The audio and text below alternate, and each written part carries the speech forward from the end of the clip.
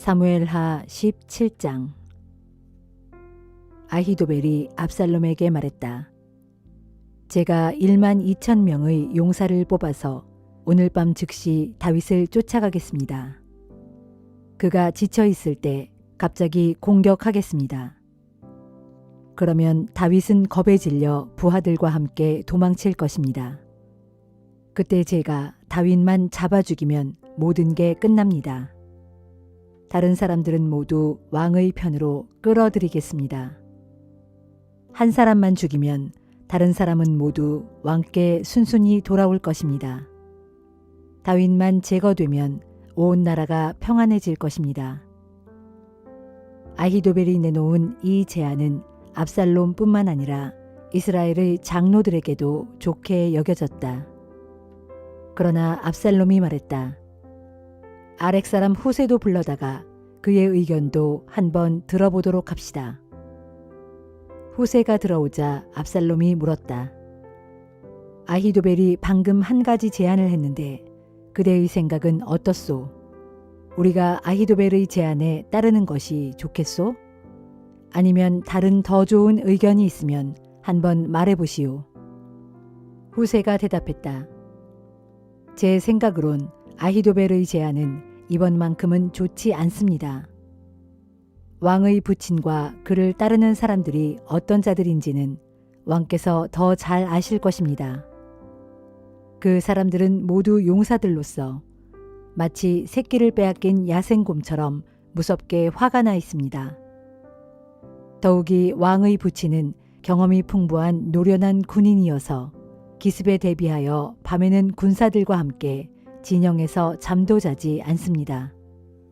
그는 지금쯤 동굴이나 다른 은밀한 곳에 숨어 있을 것입니다. 만일 왕의 군사들이 일부라도 먼저 공격을 받고 쓰러진다면 압살롬의 군대가 패했다라는 소문이 삽시간에 퍼지게 될 것입니다. 그러면 사자처럼 용맹스러운 군사들도 겁에 질려버릴 것입니다. 왕의 부친이 용사요, 또한 그의 부하들도 용감한 군인들이라는 것은 온 이스라엘이 다 압니다. 그러므로 저희의 의견은 이렇습니다. 먼저 북쪽의 단에서부터 남쪽의 브엘세바에 이르기까지 온 이스라엘에서 군사들을 불러 모으십시오.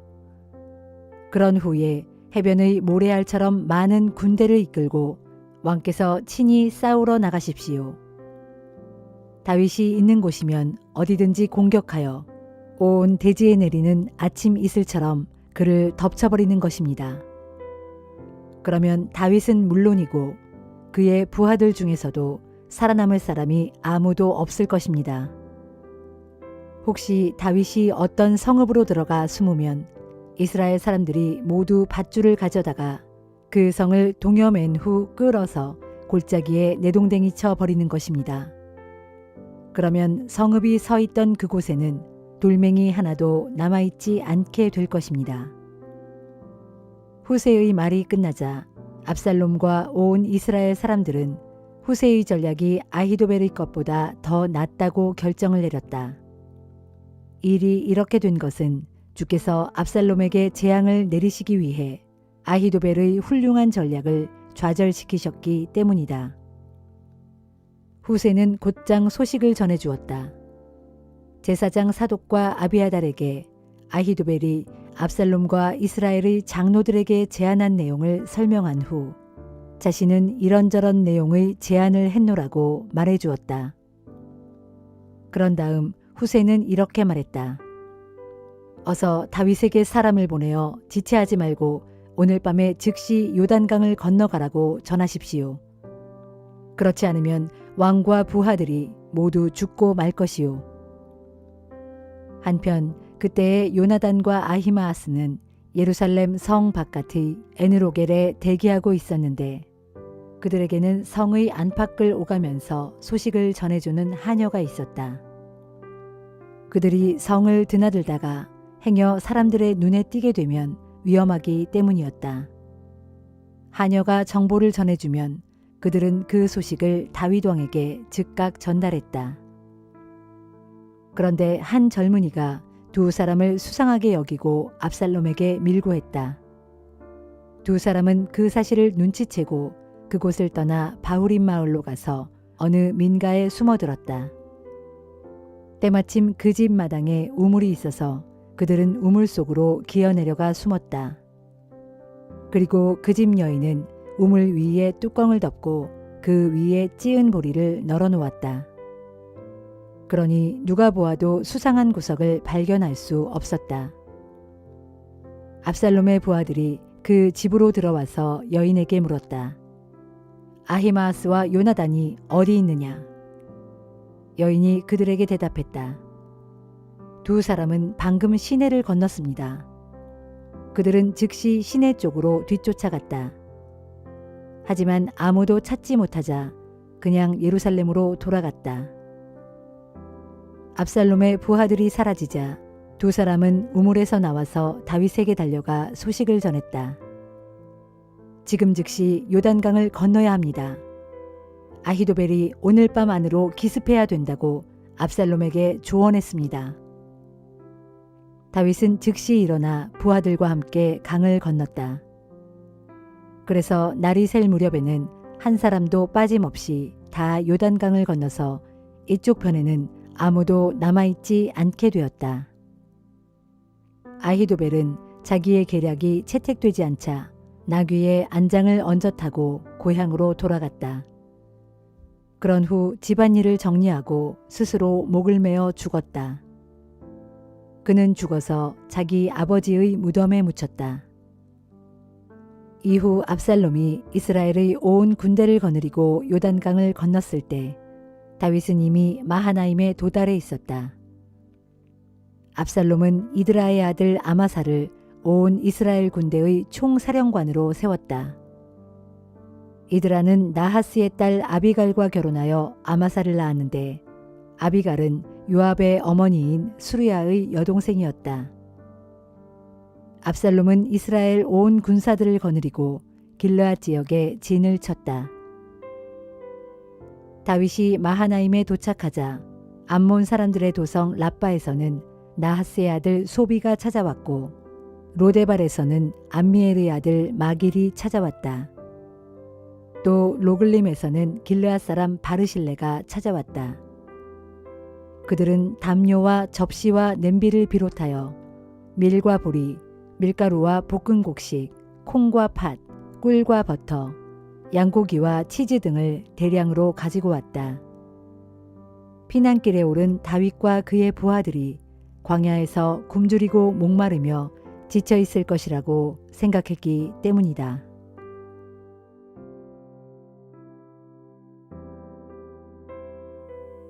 고린도 후서 10장.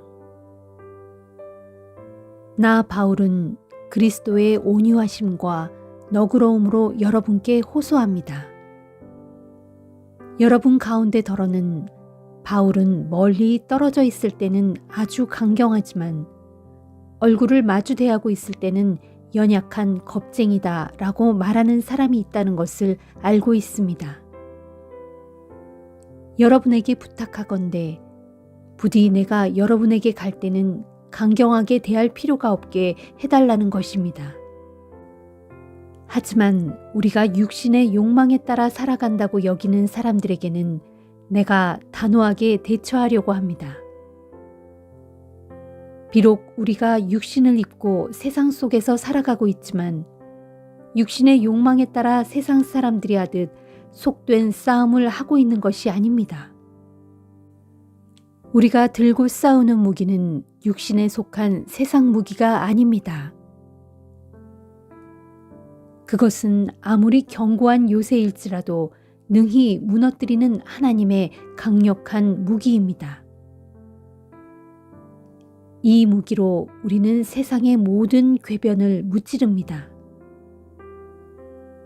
또한 하나님을 아는 지식에 반대하는 온갖 교만한 사상을 무너뜨리고 사람들의 모든 사상을 포로로 사로잡아 그리스도께 복종시킵니다. 그리하여 여러분이 온전히 순종하기만 한다면 우리는 모든 불순종하는 사람들을 처벌할 준비를 갖추게 될 것입니다. 여러분은 겉모양만 보고 사람을 판단하고 있습니다. 누구든지 자신이 그리스도께 속한 사람이라는 것을 확신하고 있다면 그는 자기 자신이 그리스도께 속한 사람인 것과 같이 우리 또한 그리스도께 속한 사람들이라는 사실을 분명히 알아야 할 것입니다. 주께서 내게 주신 권위는 여러분을 세우기 위한 것이지 넘어뜨리기 위한 것이 절대로 아닙니다. 그러니 주께서 내게 주신 권위를 내가 다소 드러내놓고 자랑하더라도 나는 그 점에 대해 부끄러울 것이 없습니다. 나는 지금 여러분에게 편지로 겁을 주려고 하는 것이 아닙니다. 부디 그런 인상을 받지 않기를 바랍니다. 어떤 이들은 나에 관해 말하기를 바울의 편지는 무게가 있고 강력하지만 직접 만나보면 그는 나약하고 말주변도 없는 사람이야 라고 합니다. 이렇게 말하는 사람들이 꼭 알아야 할 것이 있습니다. 그것은 우리가 떠나 있을 때 편지로 쓰는 말이나 함께 있을 때 우리가 행하는 실제 행동 사이에는 아무런 차이가 없다는 사실입니다. 우리는 저만 잘났다고 떠들어대는 그런 사람들이 아닙니다. 그리고 우리 자신을 그런 사람들에 견주고 싶지도 않습니다.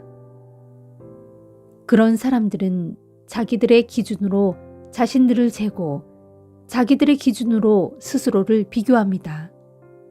참으로 어리석기 짝이 없습니다. 하지만 우리는 정도 이상으로 자랑하려고 하지 않습니다. 다만 우리에게 내세울 수 있는 자랑거리가 있다면 그것은 하나님께서 우리에게 맡겨주신 분야 안에서만 그러하고 또 여러분에 대해서만 그러할 뿐입니다. 그러므로 우리의 자랑이 한계를 넘은 것은 결코 아닙니다.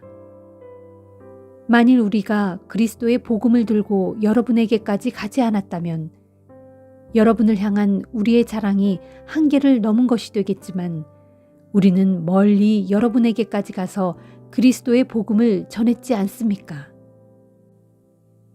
또 우리는 다른 사람들이 이룩한 업적을 우리 것으로 가로채어 자랑거리로 삼는 것도 아닙니다. 우리의 소망이 있다면 여러분의 믿음이 계속해서 자라남에 따라 여러분에 대한 우리의 행동 범위도 더욱 확장되는 것입니다. 그리하여 우리는 여러분의 지역을 넘어서까지 복음을 전하려고 합니다. 왜냐하면 우리는 다른 사람의 영역에서 이미 이루어진 일을 놓고 그것을 우리의 자랑거리로 삼고 싶지는 않기 때문입니다. 성경에도 기록되어 있기를 누구든지 자랑하려거든 주 안에서 자랑하라 했습니다. 그러므로 누구든지 자기를 스스로 내세우는 사람은 인정을 받지 못합니다. 주님께서 인정해 주시는 사람이야말로 참으로 인정을 받은 사람입니다.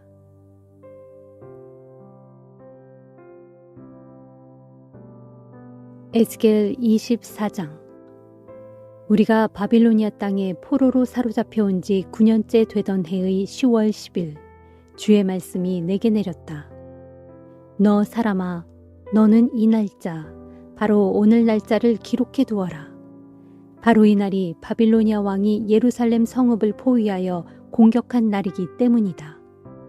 너는 저 반역하는 족속, 곧 유다 백성에게 한 가지 비유를 들어 말해 주어라. 이르기를 주 하나님께서 말씀하신다.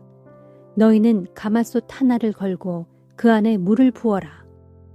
그런 뒤 양떼 가운데 가장 좋은 것으로 한 마리 잡아 그 살코기를 썰어 가마솥 안에 집어넣되 제일 좋은 부분인 넓적다리와 어깨축지 부분에 살코기를 집어넣고 또 뼈들 가운데 제일 좋은 것들을 골라 그 가마솥 안에 가득 채워 넣어라.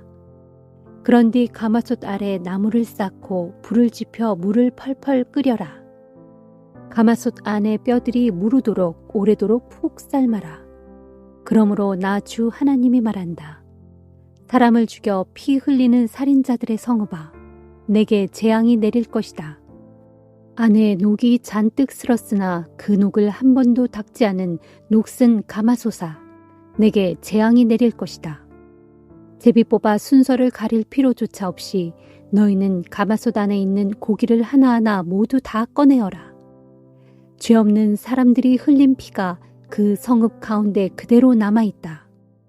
너희는 땅바닥에 흘려진 그 피를 흙으로 덮지 아니하고 맨 바닥 위에 그대로 방치해 두었다. 그 피를 맨 바위 위에 그대로 방치해 두도록 한 것은 바로 나다. 심판의 날에 내가 그 피를 보고 진노를 터뜨려 너희에게 복수하려고 그 피가 흙에 덮이지 않게 한 것이다. 그러므로 나 주 하나님이 말한다. 사람을 죽여 피 흘리는 살인자들의 성읍아, 내게 재앙이 내릴 것이다. 재앙의 날을 위해 내가 장작 더미를 높이 쌓아놓을 것이다. 내가 장작을 많이 쌓고 불을 지펴서 가마솥 안에 고기를 푹푹 삶아 녹이고 국물을 바짝 졸이고 그 뼈들을 다 태운 다음 가마솥이 빈 뒤에도 숯불을 더욱 뜨겁게 하여 가마솥에 눕쇠를 벌겋게 달고서 그 안에 더러운 것을 다 녹이며 그 안에 녹까지 다 태워버리겠다. 이 성읍은 참으로 나를 힘들게 하고 피곤케 한 성읍이었다. 내가 이 성읍의 더러움을 제거하려고 부단히 했었지만 그 녹이 벗겨지지 않았고 어지간한 불로는 없어지지 않았다. 예루살렘아, 너의 더러운 죄 가운데 하나가 이방 우상을 섬긴 음행이다. 음행으로 더러워진 내 몸을 내가 깨끗하게 하려고 애썼지만 내가 도무지 깨끗해지지 않았다. 그러므로 내가 너를 향해 내 분노를 다 쏟아붓기 전에는 내 더러움이 결단코 깨끗해지지 않을 것이다. 이는 나 주의 말이다. 나 주가 말했으니 이 일이 반드시 이루어질 것이다. 이 일을 행함에 있어 내가 절대로 돌이키지 않겠고 너를 조금도 아끼지 않겠으며 나의 결정을 결코 뉘우치지 않겠다. 내가 그대로 행할 것이니 심판의 그날에 그들이 내 모든 악한 행실에 따라 너를 심판할 것이다. 이는 나 주 하나님의 말이다 하여라. 주의 말씀이 내게 내렸다. 너 사람아, 이제 내가 너의 아끼는 사람을 일순간에 쳐서 내게로부터 빼앗아 가겠다. 그럴지라도 너는 슬퍼하거나 울거나 눈물을 흘리지 말아라. 탄식도 조용하게 하고 죽은 사람을 위해 애곡하지도 말아라. 평소처럼 내 머리에 수건을 동여매고 내 발에 신을 신어라. 내 수염을 가리지도 말고 초상집 음식을 차려 먹지도 말아라. 그래서 내가 아침에 사람들에게 이 이야기를 알려주었는데 그날 저녁에 내 아내가 죽었다. 다음 날 아침 나는 하나님께서 지시한 대로 따랐다. 그러자 사람들이 내게 물었다. 왜 그렇게 행동하시오? 당신의 그런 행동이 우리와 어떤 상관이 있는지 그 의미를 말해주지 않겠소? 그때 내가 그들에게 대답했다. 주께서 내게 말씀하셨소. 이르시기를 너는 이스라엘 족속에게 전하라. 이는 나 주의 말이다. 내가 이제 내 성소를 더럽히려 한다. 너희가 그토록 자랑하고 너희가 눈으로 보고 기뻐하며 너희 마음으로 그토록 아끼던 내 성소를 무너뜨리려 한다.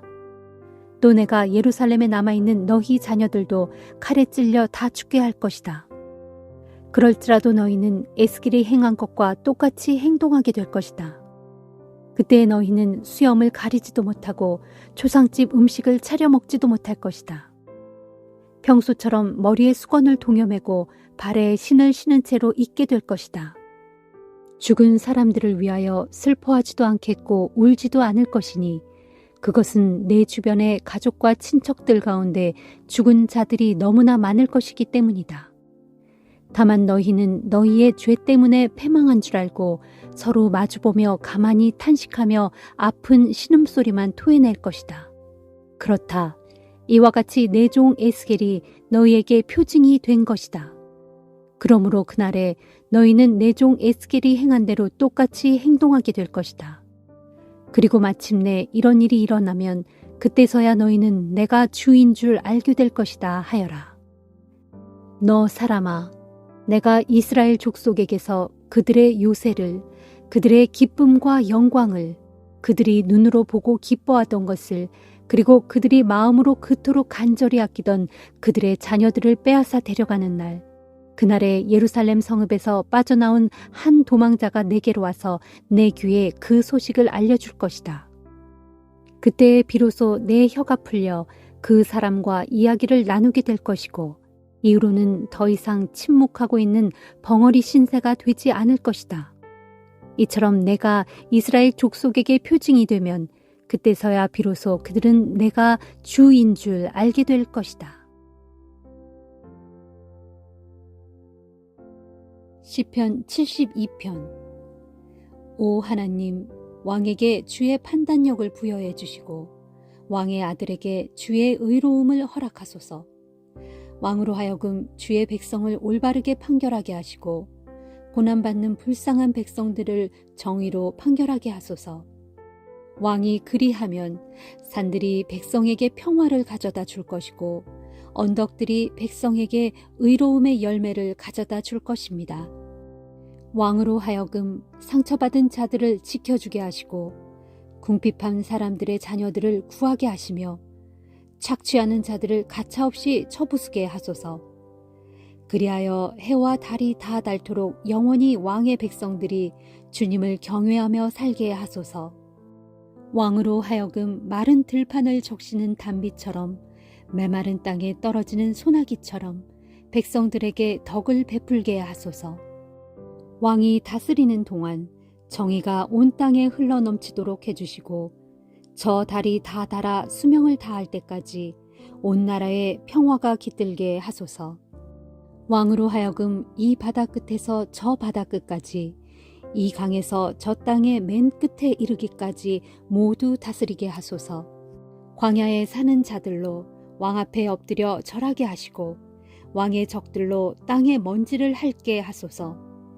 다시스와 머나먼 섬나라 왕들까지도 우리 왕에게 조공을 바치게 하시고 또 스바와 시바의 왕들도 우리 왕에게 예물을 바치게 하소서. 온 땅의 왕들이 모두 와서 우리 왕에게 엎드려 절하게 하시고 온 세상의 모든 민족들이 우리 왕을 섬기게 하소서. 오 하나님, 우리 왕으로 하여금 살려달라고 부르짖는 가난한 백성을 구해주게 하시고 의지할 데 없는 불쌍한 사람들을 돕게 하소서. 힘없고 궁핍한 자들에게 불쌍히 여기는 마음을 갖게 하시고 오갈 데 없는 사람들을 죽음의 구덩이에서 건져내게 하소서. 왕이 힘없는 가난한 백성들의 피를 소중하게 여겨 갖은 압제와 폭력에 시달리는 그 가련한 백성들을 사악한 자들의 소나기에서 건져 그 목숨을 살려주게 하소서. 왕이여 오래오래 사소서. 만수무강을 누리소서. 아라비아에서 나는 황금을 예물로 받으소서. 왕을 위한 백성들의 기도가 끊이지 않을 것이고 왕을 위해 비는 복이 언제까지나 계속될 것입니다. 땅에는 오곡백과가 풍성하고 레바논 땅에 곡식이 넘치듯 언덕마다 곡식이 주렁주렁 열리게 될 것입니다. 푸른 풀이 가득한 초원처럼 고을마다 백성들이 가득 차고 넘칠 것입니다. 왕의 이름은 대대로 전해져 영원히 잊히지 않을 것이고 저 태양이 다다라 그 수명을 다할 때까지 왕의 명성은 오래오래 유지될 것입니다. 왕을 통하여 모든 사람들이 복을 받게 될 것이니 문민족들이 왕을 일컬어 복받은 사람이라 칭송할 것입니다. 주 하나님 이스라엘의 하나님이시여 홀로 위대한 일을 행하시는 하나님을 찬양합니다. 영광스러운 주의 이름을 영원히 찬양합니다. 주의 영광을 온 땅에 가득 채워 주소서. 아멘. 아멘. 이것으로 이새의 아들 다윗의 기도가 마무리된다.